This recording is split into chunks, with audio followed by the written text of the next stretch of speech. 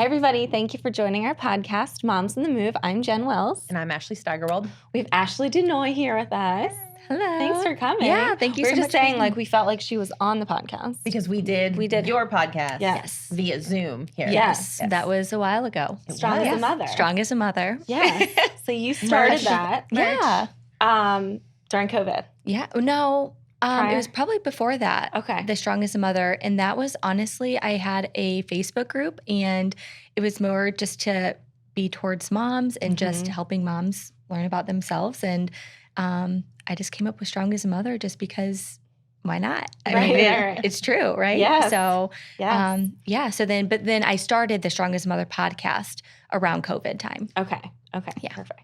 So you have a business, Bodyworks. Yes, ma'am. And I feel like you're just like everywhere. You're so supportive of women in the community, and I just love seeing your name everywhere. Thanks. Yeah, I try to get out there and just let other people know about what they can do to help their bodies. And yeah, I just try to announce it to the world. Yeah. So tell us about Bodyworks. Yeah. I'm going to go back to the beginning? Sure. Yes. Wherever you want to start your narrative. Okay. Yes.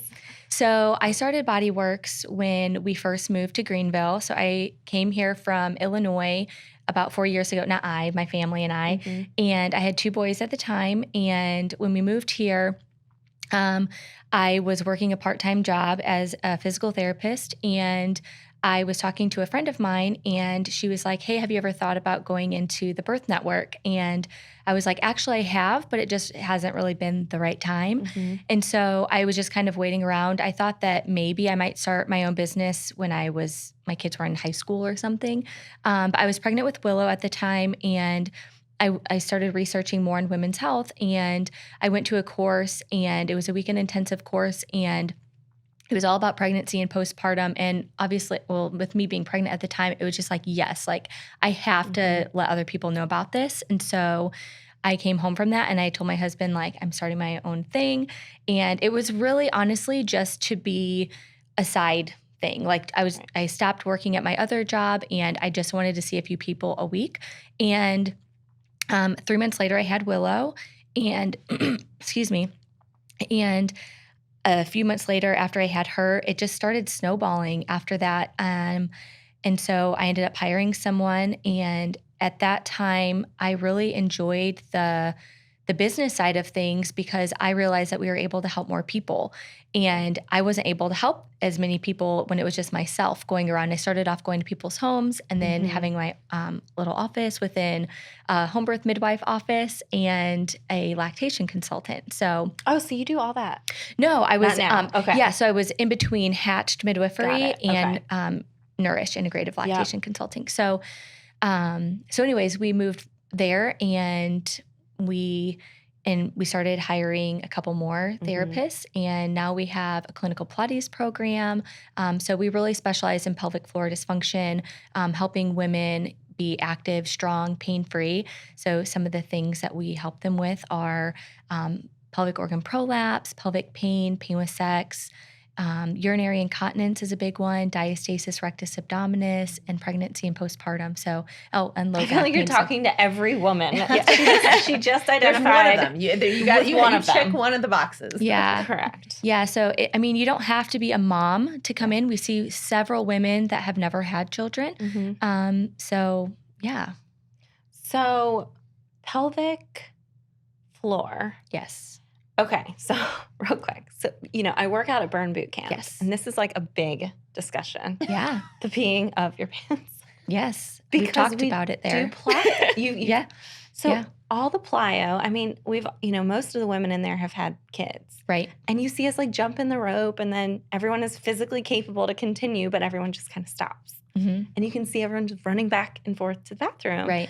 I'd like to see that on like a... Oh my gosh. It's so bad. And you know how normal it is. So we at least giggle because it's all women. Right. But it's still embarrassing. Yeah. And do Kegels not do it? Okay. So... She took the biggest breath on that one. She was like... So one of the things, we've gone to other gyms and we have something called the Black Pants Masterclass because women like to wear black pants so that they don't show that they've peed themselves. And so one of the things that I have talked to Adam about, he said, I just tell him like to squeeze a little bit more. And I'm like, no, because the pelvic floor muscles, they can actually be too tight. So if the pelvic floor muscles are too tight and you're doing Kegels or pelvic floor muscle contractions, is actually doing a disservice. So what you actually might need is to actually lengthen those muscles before we start strengthening them. Because if you have a tight muscle and you start working it out, you're not actually going to get any stronger, or it's just going to keep getting tighter. So when you pee your pants, when you try to contract your pelvic floor muscles, they actually can't fully contract. So there's a lot of things. I mean, so interesting. The reason why you might pee your pants and your friend might pee your pants is completely, like the cause of it can be completely different. Right. So when people, why do you pee your pants? I don't. You don't? I'm sorry. No, it's great. I was trying to like not say anything. How common is it? Because Very, very I see common. on TikTok and it's like the mom sneeze and they cross their legs and sneeze. I don't. Yeah. Is it because she got C-sections? All three. Okay. I was always wondering if that was what it was. Yeah. All three of my boys were C-sections. Yeah, that's a myth that a lot of people, they're like, well, I don't need pelvic floor physical therapy because I had a C-section. Well, you carried the baby for such a long time. And, some women have a C-section because they've been in labor and delivery and things just didn't go well. So they have an emergency C-section, or they've been pushing for hours and then they have a C-section. So that trauma can be done. But then women that have had an elective C-section, maybe for all three of them, we also take a look at their C-section scars too, because that scar, if it's not mobile, that can start adhering down to the other muscles. Yeah, that's me. Yeah, I had an appendectomy. Oh, yeah. Or 2 days ago was my Independence Day. It came up. It was when I got my appendix out. I call it my Independence Day. It came up on Facebook, and it was the anniversary of my Independence Day. But when he took my appendix out, he took photos during the surgery. Yeah. And he was like, anytime you need any further abdominal surgery, you need to give him a heads up that it's a hot mess down there. Oh, because the first one was emergency, and then the other two was elective. And I guess he had a really hard time getting where he needed to go to get the appendix out, because everything was scar tissue. It was all stuck together. Yeah, so the scar, it doesn't form nice. It forms like all intertwined together. So that can actually adhere to your organs. So that can also cause issues like incontinence, but it can also cause pain, pain with sex, bunch of other things. So, and is that just a C-section, or that can be other surgery. abdominal surgery? Yeah. Yeah, but I mean, with a C-section, I mean, they cut through all of your abdominal muscles. So to get the baby out. They take everything out to check it all out before they put it back in. Like Bill was just like chilling, looking over the curtain. Yeah. Dear God, he's brave. Yeah. I can't even have this conversation. I'm sitting here like. Yeah, they were pulling, it was John, because it was in Virginia. They were pulling him out, and the doctor was great, but he was like energy level 15 out of 10 all the time. Yeah. And I was like, I feel like my body's lifted off the table. He's like, it is, because I'm really trying to get this one out. And I was like, and Bill's like, that's so cool. Yeah. And he's like, do you want to staple her up? And I was like, no, you do it. My God. My husband would pass out. Yeah. I wouldn't let Chris down that way. I was like, you stay up here. You stay up here. Yeah. Yeah, so we can do. See, no, wait, hang on. You did vaginal, right? Yeah. I'd be like, go down there and see what you did to me. Yeah. You stand over there and see what you did to me. Yeah, I should have done that. Hell, I wish I could go back in time. We both need trauma. All right, anyone who's about to give, don't listen to this podcast. Make sure your husbands watch. Yes. That's right. See what you're going through.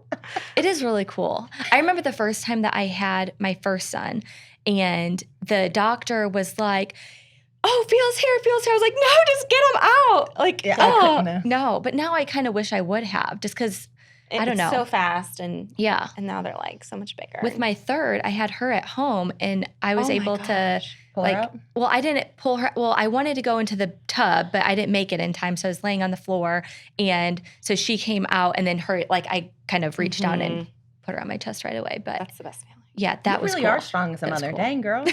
She's like, then I went to the food store. No, I did not. No, it was nice. I had my other two at the hospital. Okay. That was in Illinois. Yeah. Wow. So what do most women come in for? Honestly, they come in for a lot of different things. So our main things that people come in for are low back pain, pelvic pain, So that includes, pain with intercourse. It includes pain, just vulvodynia. I don't know if it's just very hypersensitive vulva. And just if a vulva is just like the whole part, the whole thing. I think our producers are back here crying. But it's important that people know. Yeah. Some people don't know what the true. vulva So is. true. They think that it's just the vagina, and it's not. It's everything. And so people come in for pelvic organ prolapse. They come in for pelvic girdle pain. So that can be your SI joint or your pubic symphysis. A lot of people, they'll say lightning crotch. They'll come in for pregnancy and postpartum. Okay. So incontinence is a very big one too. Mm-hmm. So a lot of times somebody will come in for incontinence, or they'll come in for pelvic pain or something, and we'll see that they have a diastasis rectus abdominis, which that's a big one too. But it's kind of like a finding. Yeah, it's when your rectus abdominis muscles, when they separate. So they're supposed to during pregnancy, and then they're supposed to come back. But many women, not many, but several women, they don't come back the way that they should. So, a lot of the causes for some of those things is their pressure within their abdomen. They have too much pressure, and so everything is pushing down. So when you said you're doing the jumping jacks, every time that you go to jump up, jump down, that's just more pressure on your urethra and your bladder, and just squirts out every time. Yes, it does. Yeah.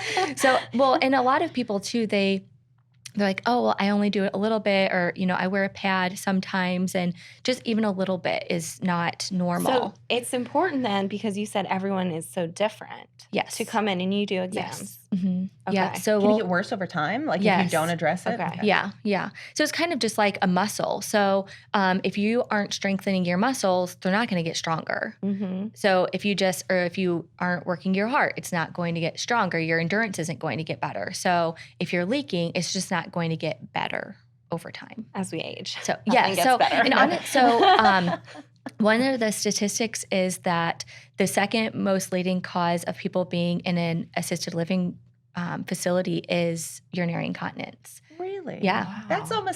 That makes me That's sad. It is. Yeah, Yeah. it's very sad because it's preventable. Yeah. And so in other countries like France, they actually give women 10 to 20 sessions of physical therapy after they have kids, because they know that they're going to, prevent women from having surgeries, having to use pads. And pads are lovely to be able to have, but you don't want to have to use them all the time. And also using medication. So it's going to save them in the long run.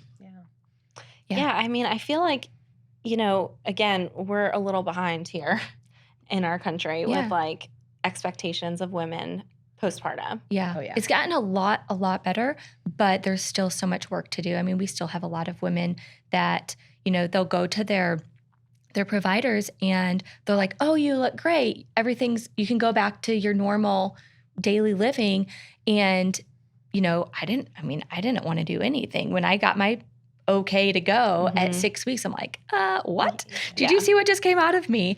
So, and leave for fathers too. That helps the women too, to have an additional caretaker there. Right. And most fathers don't get leave, or they get a handful of days, and then It's so boom, true. they're back at work too. Yeah. Yeah. Yeah.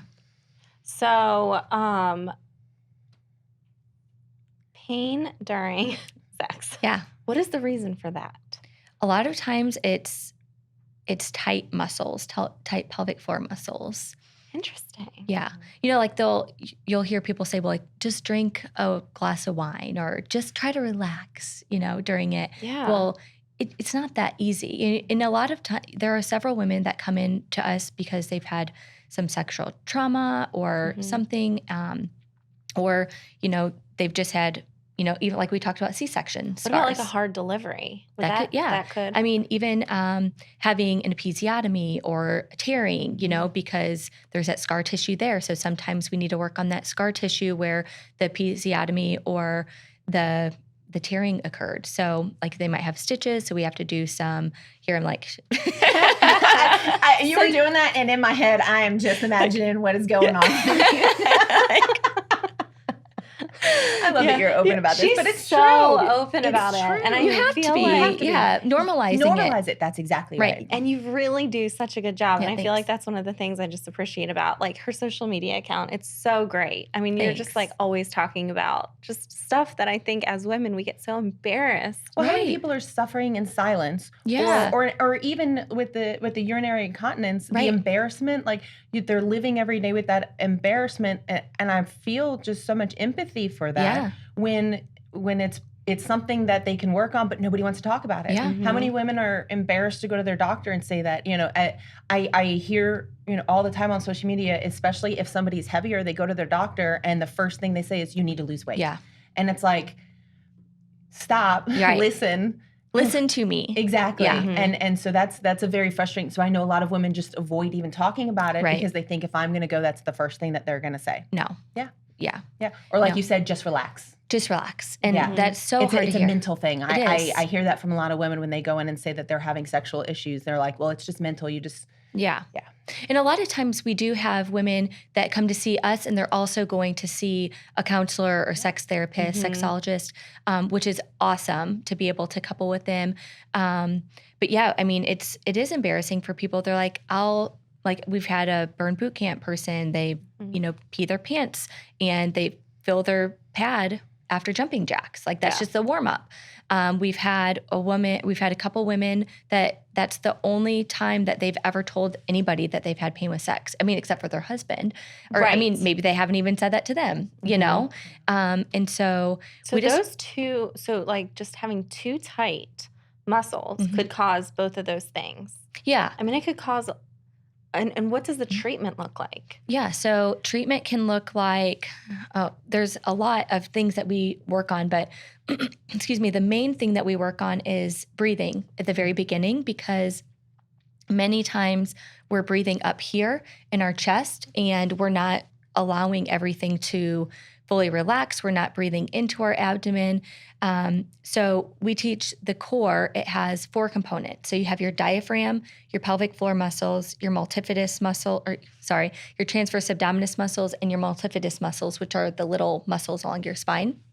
And so if you're not breathing properly, then there's one thing that's kind of out of whack. Like if you're exhaling or if you're inhaling, but you're breath holding, that's going to cause more pressure in your abdomen. So that's one of the first things that we teach is proper breathing. You want your muscles to ebb and flow with your diaphragm. So we look at breathing. We look at your pelvic floor muscles. So we'll do an external and internal exam. And so that looks like just what I said, we're looking at the outside, we're looking at the skin, we're making sure that you can contract and fully relax your muscles. So we're looking to see like, what does that look like? And then we'll do an internal assessment where we're actually palpating your muscles. And there's 3 levels of pelvic floor muscles. So we're actually assessing those. And then we're looking for your strength. We're looking to see your endurance. So we're looking to see, are you able to hold it for 10 seconds? Are you able to contract and relax several times? And then if we suspect prolapse or you suspect prolapse, we might take a look and see if you have prolapse as well over there. How common is prolapse? It's very common, but the other thing with that is that and when you say prolapse, you're talking about the cervix prolapse. What is prolapsing? Yeah, so pelvic organ prolapse, there can be prolapse of your bladder. There can be prolapse of your rectum and your uterus. So either one of those. So the front of your vaginal wall can be weak. The back of your vaginal wall can be weak, letting in your rectum. So it's when your pelvic organs actually descend through your vagina. I had a friend who had that with her first. Yeah. So child. It's very traumatic. Yeah. We'll work with a urogynecologist a lot too because they can fit pessaries, which allows everything to kind of stay up. But a lot of times, some of the people say, "Oh, I have a prolapse," or your doctor will say you have a prolapse, but you also have a lot of other things going on too, and that is what is causing some of the symptoms, not just the prolapse. Yeah. So that can be something that feels like vaginal heaviness, or you're it feels like there's pressure down there. So that's what you might be feeling too. So this is like physical therapy, pretty much. It is. Okay. What is your typical like time frame? Yeah, so that can vary from a couple months to several months. Yeah. So we've had someone, that has been in for 6 months because they have a severe diastasis. They actually had a surgery scheduled and they didn't want to have surgery, and we were actually able to help them to not have surgery. So that's huge. I mean, I would take going to therapy for 6 months versus having to have surgery. So it really depends. So if someone has incontinence, what might be causing your incontinence might be different than this other person's incontinence. So it might take a lot. Or this little lady over here who doesn't have incontinence. Yeah. I've got, you don't have to say you're sorry. I know, but I feel, no, say it. I'm one of those freakish people, like my period's always like super on track. I don't think I've ever had a cramp in my whole entire life. I know, wow. and I always have like, and my sister had it real, she would always have cramps and she has PCOS and, I'm just like, I'm right on like 31 days. Yeah. And Today she's like, are you tired? I was like, I just got here. Yeah. I'm like that too. Yeah. I mean, another thing, we can help with cramping too, because we can do some abdominal work on them and honestly doing some pelvic floor work as well. A lot of hip pain too. A lot of hip pain is misdiagnosed by just the hip because there's a little muscle in your pelvic floor or attached to the pelvic floor is called obturator internus. And so sometimes they're like, that's it. And a lot of times, even women that have pain with intercourse, they're like, yep, that's it. That's what I feel every time. I have a lot of tightness in my left hip. I always battle. I have sciatica pain. I have 2 compressed discs in my back from rowing. And then I've always had just constant, like, I always feel like, one of my hips is higher than the other one. But interesting. So you have Pilates in there. So I find that really interesting. And I used to be big in the Pilates. I love Pilates. I think it's just, for me, I used to lift super heavy and then started getting some pain in my knees. And the Pilates is a way to get that strength training in, but without the impact low of impact. It. Yes. So do you have like you said semi-private classes? Yes. And this is for anybody? Or is it only for patients? It's for anybody. Okay. Yes. So we have our patients that come in, we also have them going into Pilates because one of the things that would happen whenever I was in an outpatient orthopedic setting was, have either of you been to physical therapy before? Mm-mm. Okay. So typically they'll give you a home exercise program to do after you've graduated from therapy. And so many people didn't do their home exercise programs, or they would do their home exercise program, but they're doing the same thing over and over again. They're not progressing. So like if you went to Burn Boot Camp and they gave you the same exercise to do over and over again, but they didn't progress it, then you're not, you're going to gain it. Yeah, you're going to plateau. So the purpose of the clinical Pilates program is so that people don't plateau and they continue to progress and they don't go back to the issues that they were having prior. People from the community can also come in and they can come and do the classes as well. But what we do is we have them come and do a Pilates assessment. So they actually it's different than just walking into a studio Pilates where there's more people in the class, but we go through, we do a postural assessment with them and just see where they need extra work.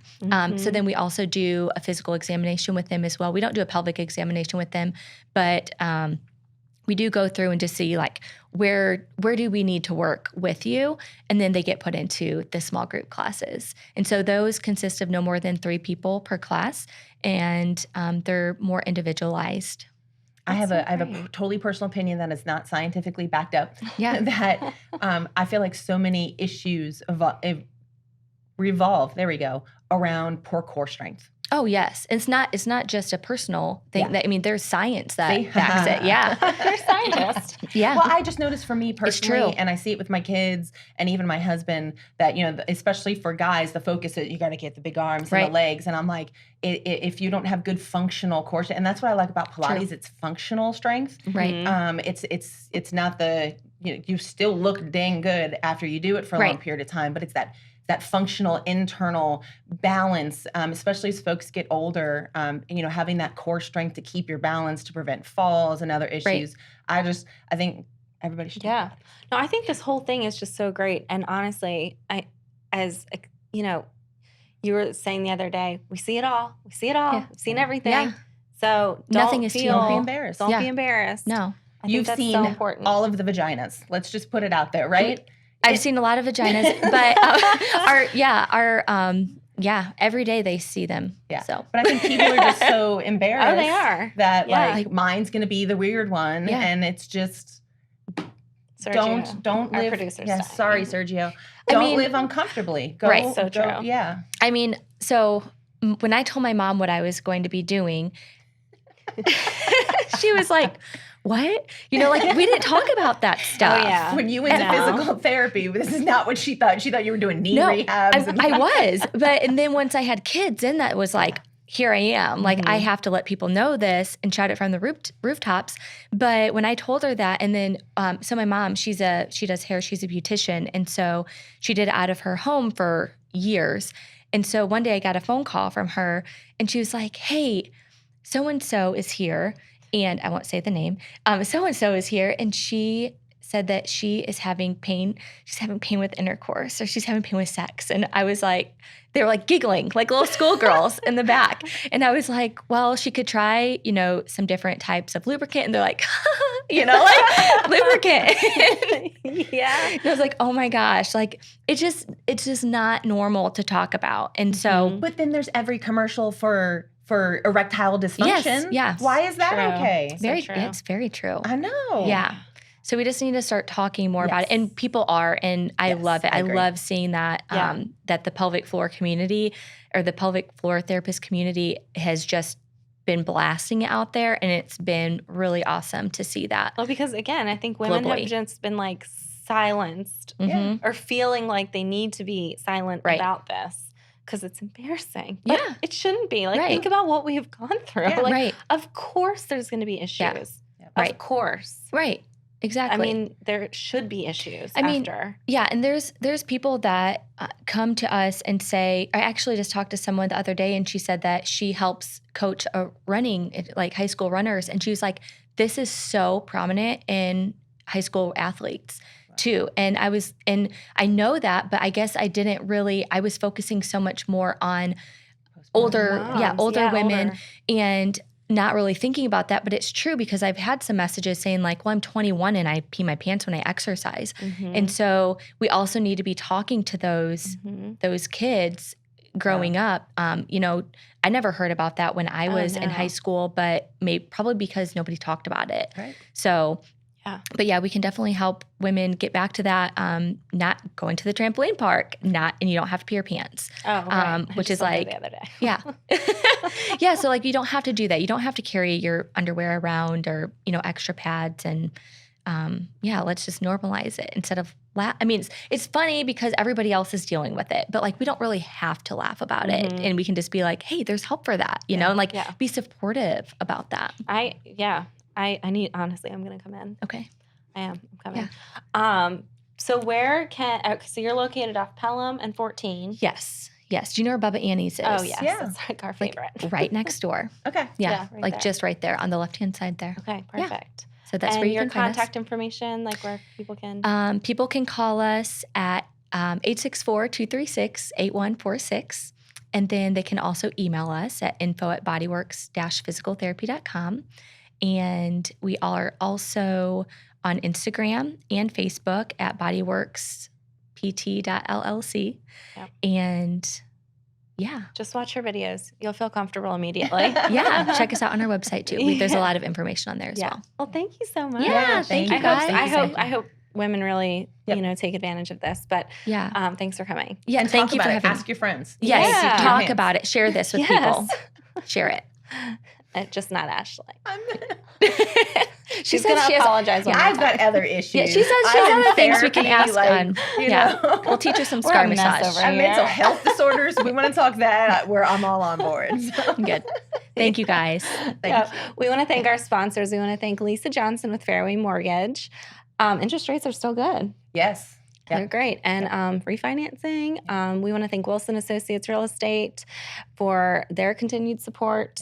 Market's still great, slowing down a tiny bit, which is normal. But it's this time of year, school starting. But it's great. Parham Smith Arch and Hold, they are attorneys in Greenville and super supportive of the community. And we want to thank Blackacre Law. So thanks, everybody, for your support. We look forward to seeing you next time.